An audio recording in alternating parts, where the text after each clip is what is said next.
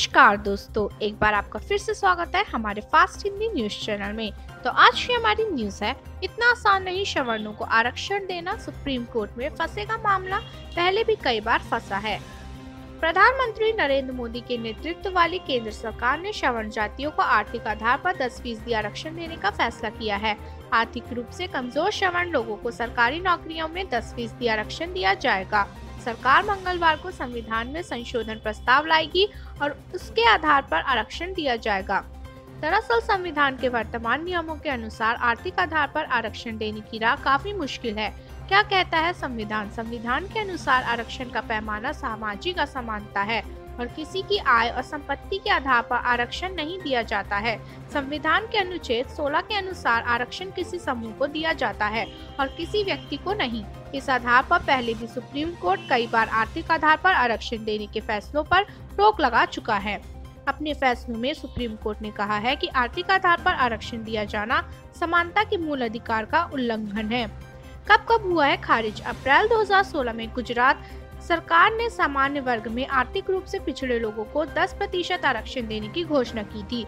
सरकार के इस फैसले के अनुसार 6 लाख रुपए से कम वार्षिक आय वाले परिवार को इस आरक्षण के अधीन लाने का बात कही गई थी।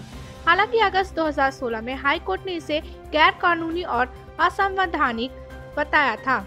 सितंबर 2015 में राजस्थान सरकार ने अनारक्षित वर्ग के आर्थिक पिछड़ों को शैक्षणिक संस्थानों और सरकारी नौकरियों में 14% आरक्षण देने का वादा किया था। हालांकि दिसंबर 2016 में राजस्थान हाई कोर्ट ने इस आरक्षण बिल को रद्द कर दिया था। ऐसे ही हरियाणा में भी हुआ था। 1978 में बिहार में पिछड़ों को 27% आरक्षण देने के बाद तत्कालीन मुख्यमंत्री कर्पूरी ठाकुर ने आर्थिक आधार पर सवर्णों को 3% आरक्षण दिया था।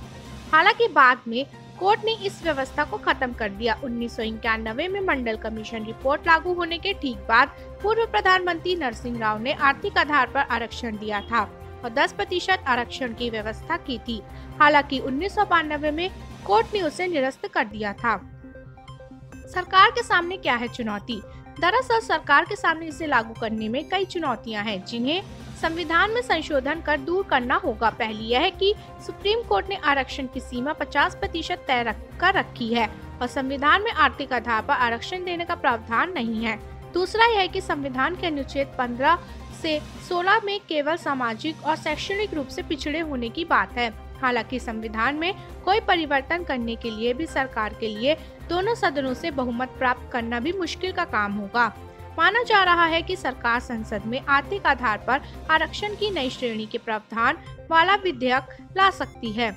अभी किसको कितना आरक्षण? साल 1963 में सुप्रीम कोर्ट ने कहा था कि आमतौर पर 50% से ज्यादा आरक्षण नहीं दिया जा सकता है।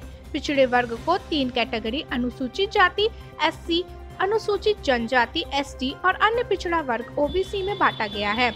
अनुसूचित जाति SC 15%, अनुसूचित जनजाति ST 7.5%, अन्य पिछड़ा वर्ग OBC 27%, कुल आरक्षण 49.5%।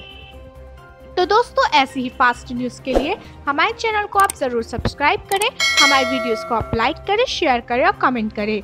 धन्यवाद।